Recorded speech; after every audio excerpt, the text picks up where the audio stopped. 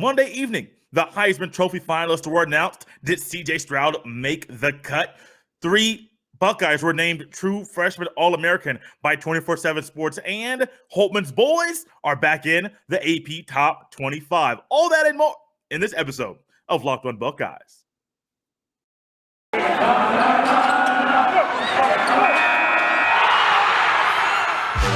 You are Locked On Buckeyes, your daily podcast on the Ohio State Buckeyes. Part of the Locked On Podcast Network, your team every day.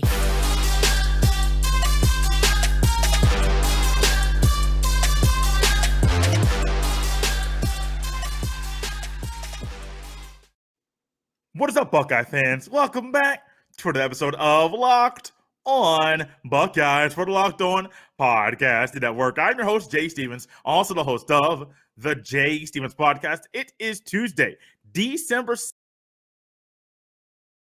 7th in the year 2021, and the holidays are right around the corner. The perfect gift can be send friends and family an unforgettable gift guaranteed to be loved. Go to omahasteaks.com and enter college into the search bar to order the perfect gift package. I also want to thank every person out there for making Locked On Buckeyes their first listen of every single day.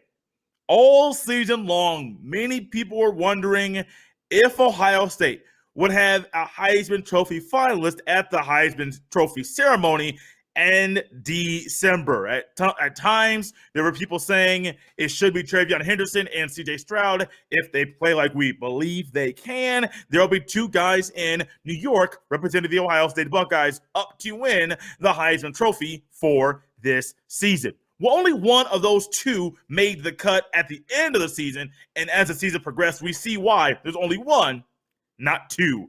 C.J. Stroud was named a Heisman Trophy finalist for this year. The Heisman Trophy winner will be announced and will be awarded to one of these 4 individuals: C.J. Stroud from Ohio State, Kenny Pickett from Bryce Young from Alabama, and Aiden Hutchinson from the team up north. All 4 of those individuals had phenomenal seasons, had different things that were a part of their game the entire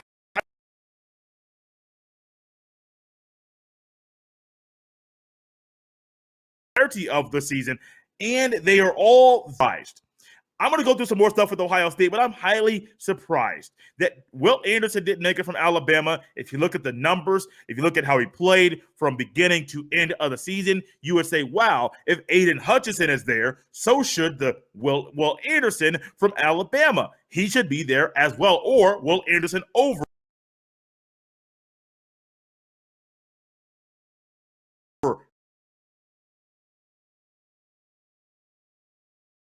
Aiden not there. I know we live in a microwave society or moment society where it's instant, whatever is right there in front of me, bam, I like that or I don't like that. I love it. And people hopped all over Kenneth Walker III, and then hopped off that train quick, fast, and in a hurry, and got on Bryce Young, got on Aiden Hutchinson. They kind of somewhat fell off of Will Anderson, which really surprised me. I firmly believe Kenneth Walker III should be in New York this weekend.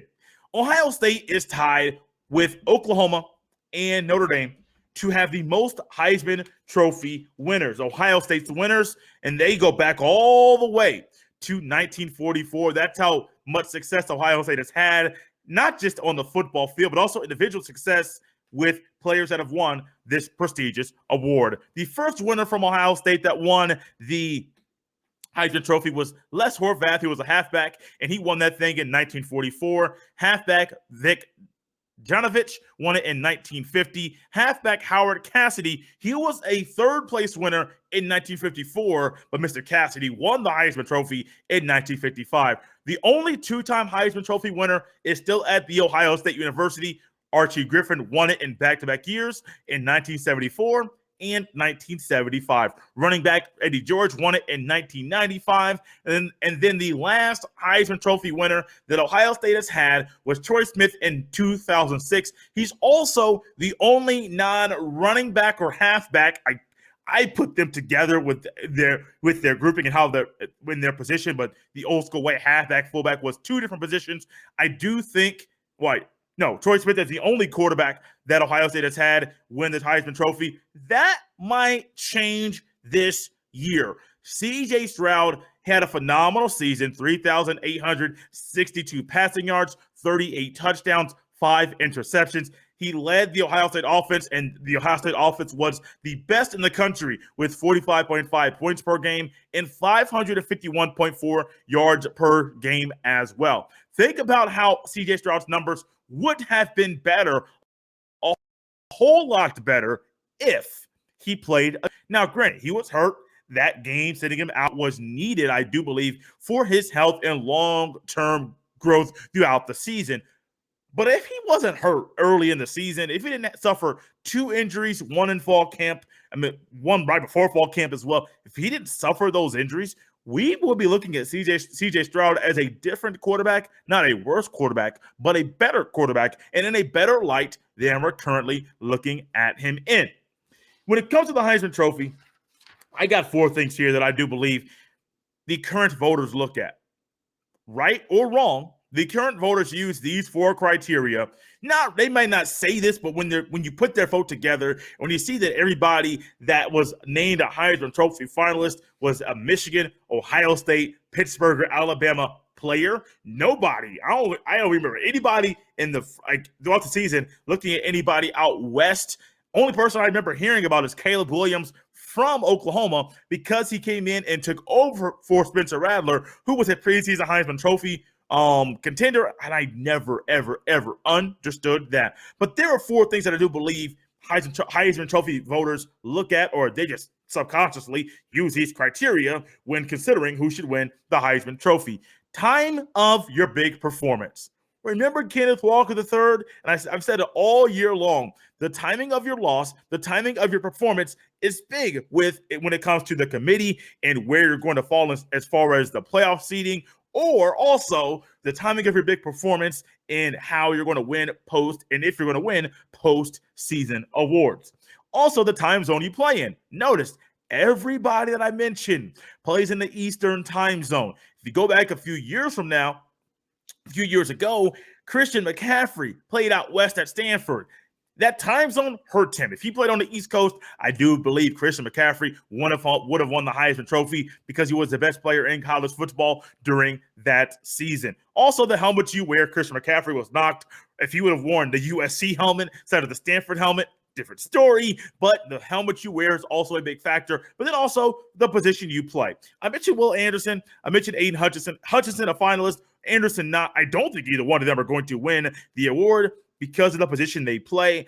Running back, quarterback. That's basically it. Last year, Devonta Smith, that was amazing. I don't think Jalen Waddle would have won the Heisman if he didn't get hurt. But when you have wide receiver 2 come in and grow in the way that he did throughout the season, so be it. It's rare for a wide receiver to win the Heisman. Happened last year. Don't think it'll happen next year or the year after or for quite a long time from now, because that position normally gets overlooked when it comes to the Heisman Trophy conversation. C.J. Stroud, a Heisman Trophy finalist. Congratulations. We'll see and find out if he wins the Heisman Trophy this weekend on ESPN, 8 o'clock Eastern. Ceremony is on December the 11th. Thank you, everyone, for tuning in to Locked On Buckeyes, part of the Locked On Podcast Network, your team every single day. And I want to thank everybody for making Locked On Buckeyes their first listen of every single day. There were 3 Buckeye football players that were named true freshman All-American. We are in the part of the year and the calendar where it is award season. C.J. Stroud is up for a couple of awards, the Davey O'Brien Award and the Manning Award. The Davey O'Brien Award goes to the best signal caller or quarterback that is in college football. The Manning Award goes to the same player. However, the Manning Award is the only award, a college football award, that is awarded at the end of the season and takes into account your bowl performance. And then also, C.J. Stroud is a semifinalist for the Sean Alexander Freshman of the Year Award as well. He's already won Big Ten Offensive Player of the Year, Quarterback, and Freshman of the Year for the Big Ten. I mean, he's racking up awards. Possibly he's going to rack up some more before the season is complete. But there were 3 true freshmen that were named All-Americans via 24/7 Sports, and I do believe all 3 of these gentlemen will be big pieces, at least over the next 2 years, for the Ohio State Buckeyes and the success that both the offense and defenses have. TreVeyon Henderson was named true freshman All-American. Also, Tylek Williams, defensive tackle, and then Denzel Burke, the bright spot, the one that took us by surprise week number 1 and never really let us down until game against Michigan. He was just doing a whole lot of things. I do believe they were coaching him to do things that he hadn't done previously in the season, and it really hurt him during his performance in that game. However, when you're a cornerback, biggest game of the year, you're dealing with elements you haven't dealt with all season long. You got to really learn how to adapt very quickly, because if you don't, you might get put on Jump Street. TreVeyon Henderson is not the only Big Ten running back that is named a true freshman All-American by 24/7 Sports. The other one is Braylon Allen, running back from Wisconsin. Also, some other individuals that are Big Ten football players that were named true freshman All-Americans by 24/7 Sports. You have Connor Colby, offensive lineman for the Iowa Hawkeyes. You also have Junior Colson from the team up north. And then also, Junior Colson's a linebacker. Then also Justin Wally. Hope I said that name correctly. He is a cornerback from Minnesota. Braylon Allen and TreVeyon Henderson, I do believe, will be 2 players that are tied to the hip over the next 2 years, at least the next 2 years, because of the positions they play. And I do think, if not next year or the year after, I think both of them will be up to be in the running to win the Doak Walker Award, which is awarded to the best running back in college football. Braylon Allen is one of those gentlemen, just like Quinn Ewers, that just left Ohio State. Braylon Allen reclassified. He is 17 years old, about 240 pounds. He is a big, big boy. Most 17-year-old young men are not built like him. They don't run like him. And that young man is fun to watch. I do think over the next couple of years, you're going to see these 2 gentlemen tied at the hip. Best running back in the Big Ten, also possibly the best running back in college football in the entire country. Both of them have work to do. Neither one of them is a finished product. Both of them are still going to hit the weight room and hit the weights. And Braylon Allen hitting the weights and chiseling out is going to be scary, just like TreVeyon Henderson chiseling out and hitting them weights. That'll be scary for opposing defenders as well. I do think all 3 of these guys need to play a lot against Utah. I was not planning on doing Utah talk right now, or Rose Bowl talk, or diving into that today. But based off the thoughts that are still in my mind about that Michigan game, because your boy is not satisfied, your boy is not happy with how the game went, I do think all 3 of these individuals need to play a lot more. Denzel Burke going to start, Henderson going to start. I understand if they don't start Tylek Williams. I think Tyliek needs to play a lot, be in rotation. I mean, maybe if he's like second D tackle off the bench, I get it. I know you have a lot of D tackles that are in rotation. Sometimes the rotation confuses me because some stuff does not go like you would think it should.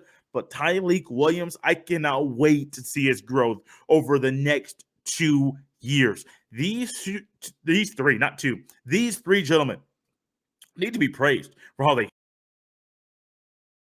handled themselves, for how they a double-digit win season, had 2 losses. It was not the successful season that people thought it would, and it did not end in the way that people thought it was going to end. Many people, myself included, thought this was going to be a team that was in the playoff, had the talent, had the skill, had a lot of things that made it look like it should be a playoff team.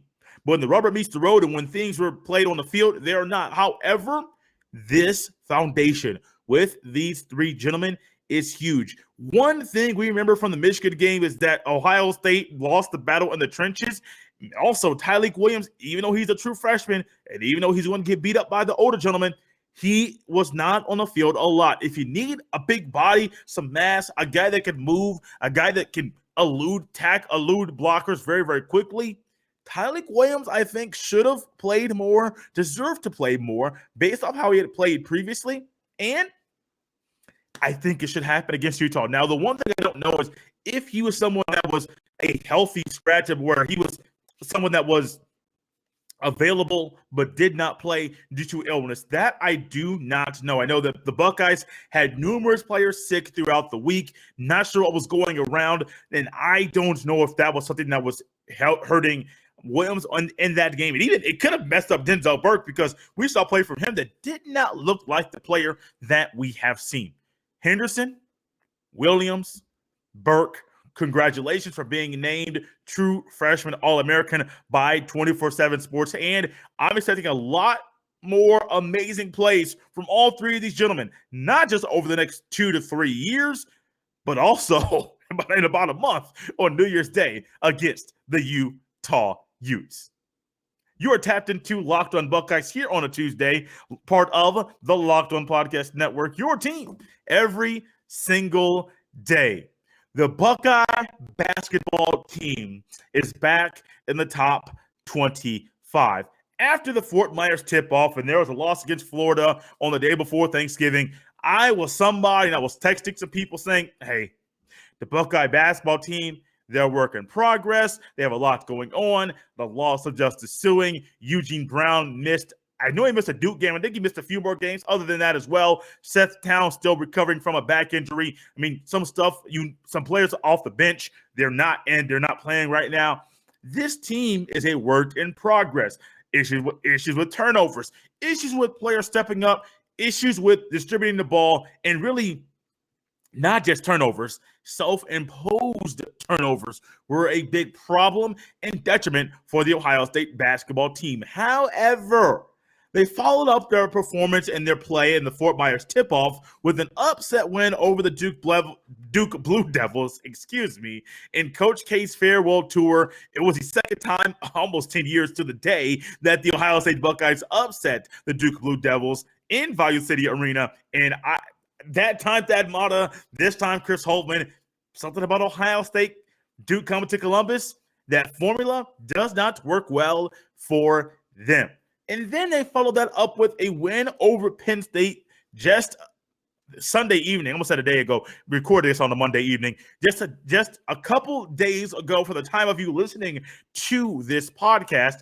And the Buckeyes, after the upset, I was wondering how they were going to follow up with that performance against Penn State. We all know Jamari Wheeler, the Penn State transfer. He had a little bit added juice in the game. You saw early on he was a little bit more aggressive than we have seen him play of late. Also, the Penn State fans, they were booing him. I mean, he got the ball, but first, second possession, he got booed. Boo! Boo! You also saw them yell traitor at him as well throughout the game. I mean, it's fun, man. They're kids. I mean, it's what we do as sports fans. We do things when somebody leaves our team to let them know that we're not happy that they left our team. I don't do that. Let me just say, I say we as a collective unit. No, I try my best not to do that. I know some people do that. They have fun with it. It's just what people do. Also, there were fans in the student section that had spelled out, each person had a letter painted on them, TRAITOR, traitor. I was hoping I could spell that out correctly without stumbling over my letters and the words. Good job, Jay. Very good job. Traitor came out that they were calling him, and it was written on their chest. I get it. It happens. But Ohio State won that game. Ohio State beat Duke. And Ohio State is back in the AP Top 25. They're number 21 in this week's AP poll after being out of the AP Top 25 for at least 2, maybe 3 weeks. They are 6-2 on the season. The other Big Ten teams that are in the AP Top 25, Purdue is number 1 for the very first time in school history. You have Michigan State's number 19. They're up 3 slots. They're 7-2 on the year. Wisconsin, the opponent that Ohio State will play this Saturday. Wisconsin's number 22. They are 7-1 on the season. This Buckeye basketball team, as I say, they're a work in progress. As I look at their growth, as I look at how they have progressed, early on, first 2 games, I said there is no way this basketball team can have Zed Key be their second leading scorer and win consistently. But when we saw against Duke, Zed Key's performance, he continues to get better. And as I say, Zed Key is being a better player than I have projected him be this year. You have Malachi Branham, who is stepping up in a big way, 5 of 9 in Sunday's game against Penn State, the 12-point win that the Buckeyes had. He had 11 points. You also had Kyle Young, who had a season high in 16 points on the season. 4 for 5 from the field. All 4 of his field goals were 3-point shots. He was 4 for 4 from downtown. He also had all 4 of his free throws, which have hurt Ohio State in previous games. Ohio State was 83% from the free throw line, shooting 10 of 12. They also shot 44% from downtown, 12 for 27. Might want to cut down those attempts because I know you got guys that want to shoot from downtown. Cut down on those attempts and add on the points in the paint, where Ohio State had 28 points in the paint. The biggest thing from the game against Penn State, which I do believe is going to be big for them down the road, Ohio State had 29 points off the bench. Penn State only had 5. If you want to win conference games, if you want to win close, tough matchups against teams that know you very, very well, you're going to need the others, somebody in that group of players that's not one of the stars on the team to step up. The one scary thing that might be scary about this year's basketball team, Justice Sueing is not back. He will come back, I do believe, at some point. Eugene Brown is back on the court. I believe he played against Penn State. No, Eugene Brown did not play against Penn State, but he did dress in that game. And then also, Seth Towns will possibly come back. Seth Towns battled injuries going back to even his days at Harvard. So that's one thing that he's been battling for quite a long time. But when it comes down to it, when they get Sueing back, assuming that they do, when they get Seth Towns back, assuming that they do, assuming Eugene Brown does something, is a piece off the bench, maybe not a scoring piece, but a defensive piece in a body that Ohio State can use, those 3 players, man, this team could be fun to watch. I'm not saying Final Four. I'm not going that far. I don't think that at all. What I do think is Chris Holtman is the right coach for this team, and this team is getting better. Their toughness is gritty. They're going to grind out wins. They got Wisconsin coming up. They have Kentucky coming up on the 18th of December. The Las Vegas Classic. I know it's on Vegas. It's on CBS. They're going to have a more tough test coming up very, very quickly. The way that they have played so far this season is a good indicator of more tough, grind out wins coming up very, very soon. Happy the Buckeyes, Holtman's boys, are back in the AP Top 25. Thanks, everyone, for tuning in to this episode of Locked On Buckeyes. You can follow me on Twitter at jsteven07. Remember, whenever you're listening to Locked On Buckeyes, either in your car, at the gym, wherever you might be, take a screenshot, take a picture, tweet it out, tag me in it. I'll give you a retweet. Put it in the Instagram story. I'll share that thing as well. Let everyone know where you go to enjoy, to stay up to date with your Ohio State football and basketball teams. Locked On Buckeyes, which is part of the Locked On Podcast Network. Your team every single day. Guys, it's a Tuesday. I'm out of here. We'll be back tomorrow talking about more football stuff, what the Buckeyes need to do to prepare for the Utah Utes in their matchup on New Year's Day.